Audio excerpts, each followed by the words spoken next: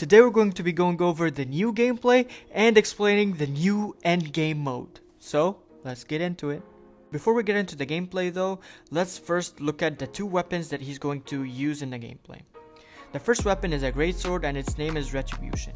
And the primary ability for Retribution is that when you soul shatter an enemy, you will summon a fire elemental that will walk to the nearest enemy and it will explode into little pieces. I'm not sure how that would look or which enemies it would decide to pick. Maybe it's just the nearest enemy and that's it. Who knows. The second weapon is Storm Flares, and Storm Flares is a dual blade. The primary ability for it is that while you're in inner focus, you'll be able to apply soul shatter build up to nearby enemies and all of your attacks deal soul shatter damage, which is pretty cool. Now, let's get into the gameplay.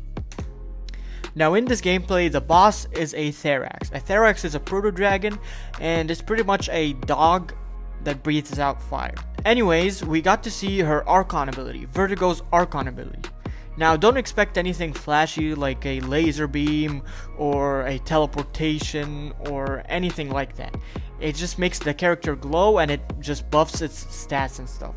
That's pretty much how the Archon ability is going to work for all the Valor Blades. You get a stat buff and you glitter for a couple of seconds and that's pretty much it. Now this boss fight looks really difficult for a lot of different reasons. First off, it's really hard to fight him since you can't go head on.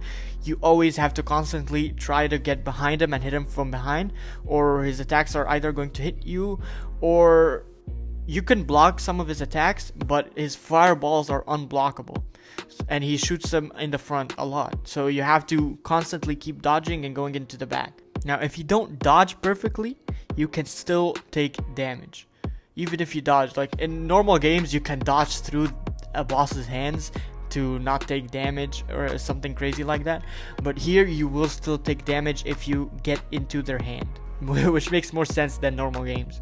Now I'm not sure how difficult that is going to make the game be, because not only are you going to have to dodge perfectly, you're going to have to pick a right position to dodge into.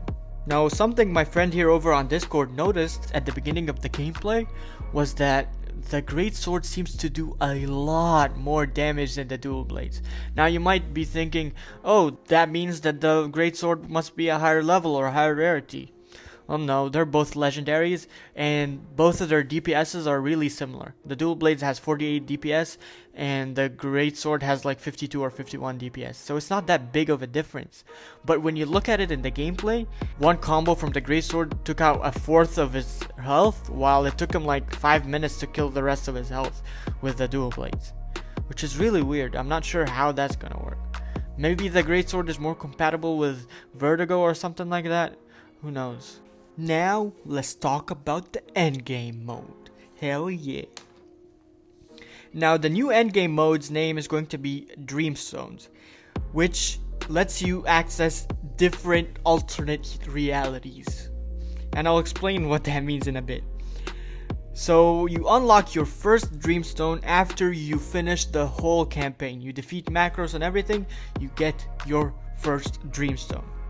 Now, each Dreamstone has 3 round challenges made up of random missions that you've played in the campaign, but harder and has a little bit of a twist to it. It's kind of a different reality. See what I did there?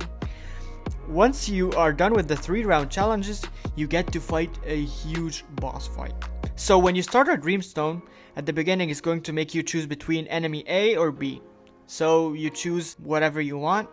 If you're successful in one of the challenges, you get extra loot and a temporary buff that lasts you through the whole Dreamstone, which makes the next challenge easier and the next one even easier if you succeed in the second one. And it also gives you information on what enhancements are strong against the boss fight at the end, which makes it easier for you. Now if you lose the challenge, you keep going but you don't get any extra loot, you don't get the buff, or any info on what would be best fighting against the boss, which would make it a lot harder to win against the boss. Now once you're done with the challenges, you get to the boss fight. If you defeat the boss, you get a Dreamstone and you move on to the next one. If you lose, you have to redo the whole thing. Now, personally, I can't wait to see those rage compilations about the Dreamstones in the future. Anyways, there are going to be 18 Dreamstones in total in the game. The first 9 are there to help you level up and gear up. They're considered Act 1 of the endgame. Now, once you're done with Act 1 or the first 9 Dreamstones, you are going to access the Tower of Trials, which is another game mode in the endgame, which is going to be like a game mode where you keep progressing infinitely. When you're done, when you're bored, you can leave, but you can theoretically keep going forever. It keeps making random enemies and random encounters for you to fight as you go up.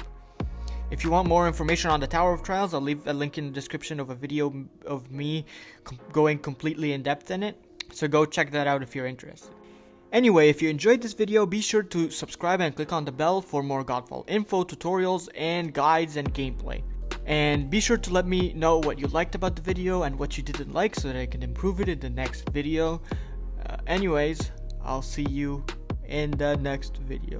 Bye!